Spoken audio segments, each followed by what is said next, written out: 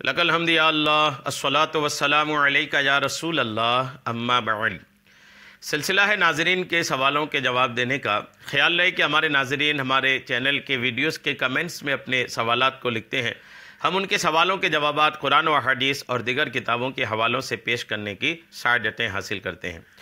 ہمارے ناظرین میں سے کہ انہوں نے سوال کیے ہیں کہ اگر گھر میں 4 لوگ تہجد کی نماز پڑھنے والے ہوں تو کیا سبھی لوگ ایک ساتھ تہجد کی نماز پڑھ سکتے ہیں؟ چاروں لوگ، یہ ان کا سوال ہے۔ میں انشاءاللہ آپ کو جواب پیش کرتا ہوں، آپ توجہ کے ساتھ سنیے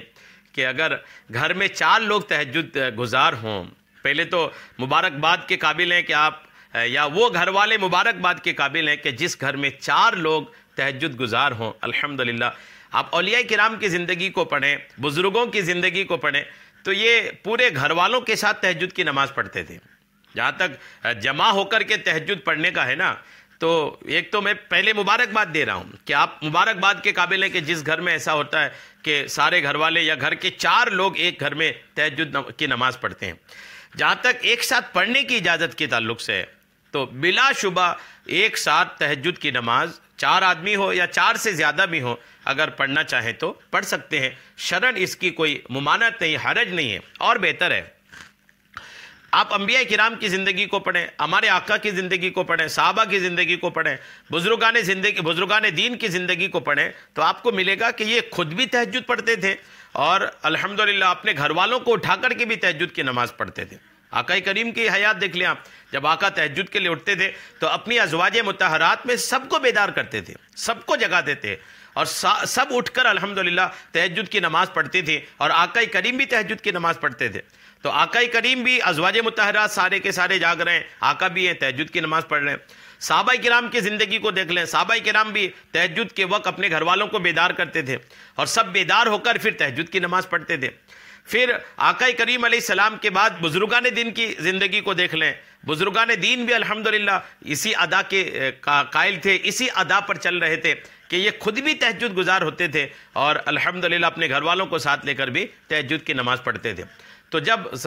تمام اکابرین کا یہی طریقہ کار ہے کہ وہ خود بھی اور گھر والوں کو بھی اٹھا کر تہجد کی نماز ساتھ میں پڑھتے تھے، تو ایک سے زیادہ لوگ ہو جانا تہجد میں یہ کوئی کمی کی بات نہیں، خرابی کی بات نہیں، اور بہتر بات ہے کہ جب ایک تہجد گزار ہو تو اللہ کی رحمت ان کے اوپر، دوسرا آیا ان پر بھی اللہ کی رحمت، تیسرا آیا ان پر بھی، چوتھا آیا ان پر بھی، یعنی جب اکیلے کوئی پڑھے تو اللہ کی رحمت ان پر بس ہو رہی۔ اب ایک ہی چھت کے نیچے ایک ہی کمرے کے اندر 4 تہجد گزار ہو اور چاروں پر الحمدللہ اللہ کی رحمت نازل ہو رہی ہے تو غور کیجئے، ایک پر تو اکیلے ہوتا نا، اب 4 جب جمع ہو گئے ہیں تو اللہ کی رحمت کے کیا کہنے، بے شمار رحمتیں نازل ہوں گی۔ تو نقصان تو کچھ نہیں ہے، 4 لوگ جمع ہو کر تہجد پڑھنے میں فائدے بہت سارے ہیں،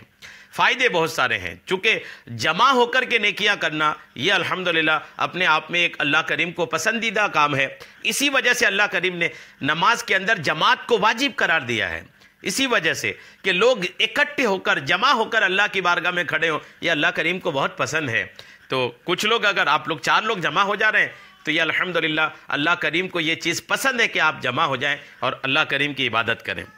یہاں ایک بات اور قابل غور ہے، قابل دھیان ہے کہ جو 4 آدمی جمع ہو رہے ہیں نا، ان 4 میں سے کوئی ایک بھی اگر ایسے ہیں کہ جو امامت کر سکتے ہوں، جن کے قرأت درست ہے، مخارج کے ساتھ قرأت کرتے ہوں اور امامت کے مسائل ان کو پتہ ہوں، اگر ان 4 میں سے کوئی ایک ہونا تو الحمدللہ وہ امام بھی بن سکتے ہیں، وہ امام بن جائیں اور باقی لوگ ان کے پیچھے کھڑے ہو جائیں، تو یوں تہجد کی نماز جماعت سے ادا کرنے کی سعادت بھی الحمدللہ نصیب ہوگی۔ اکیلے کوئی بندہ ہے تو اسے تو جماعت کی سعادت نہیں ملے گی نا، جماعت کی سعادت انہی کو ملے گی جو کئی لوگ، ایک سے زیادہ لوگ جمع ہوتے ہوں۔ تو 4 لوگ ہیں، 4 میں سے کوئی اگر امامت کے قابل ہیں تو الحمدللہ وہ امام بن جائیں اور باقی لوگ ان کے پیچھے کھڑے ہو جائیں تو الحمدللہ جماعت کی سعادت بھی آپ کو نصیب ہو جائے گی۔ تو ایک چھت کے اندر ایک گھر میں 4 لوگ یا اس سے زیادہ یا اس سے کم اگر جمع ہو کر تہجد پڑھتے ہیں تو نقصان کچھ نہیں ہے، فائدے ہی فائدے ہیں۔ اللہ کریم ہم سب کو شریعت کی روشنی پر نمازیں پڑھنے کی توفیق عطا فرمائے، آمین، بجاہ النبی الامین صلی اللہ تعالی علیہ وسلم۔